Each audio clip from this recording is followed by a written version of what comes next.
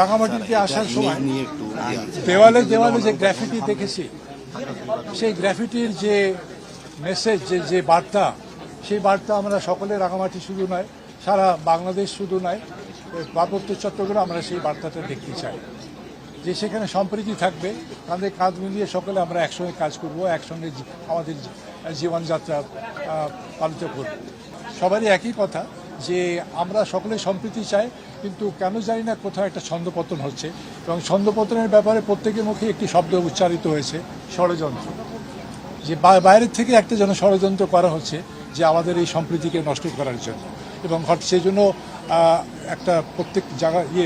দাবিও আসছে যে একটা কমিশন বা একটা কমিটির মাধ্যমে তদন্ত কমিটি করে সেখানে সুষ্ঠু ব্যবস্থা করা, যারা প্রকৃত দোষী তাদের যেন আইনের আওতায় তাদেরকে নিয়ে আসা হয়। কিন্তু এখানে কোনো ভেদাভেদ না, কোনো সম্প্রীতির অভাব না, প্রত্যেকের কণ্ঠেই একটা শব্দ এসে যে আমরা সম্প্রীতি চাই, অন্যকে জন্য যে এগিয়ে যেতে চায়, কাজ করতে চায়, এবং আশা করি রাঙামাটি একটি সুন্দর সম্প্রীতির শহর হিসাবে বাংলাদেশে সারা বিশ্বে উজ্জ্বল হয়ে থাকবে, এবং তাতে আপনাদেরও সহযোগিতা খুবই বেশি দরকার।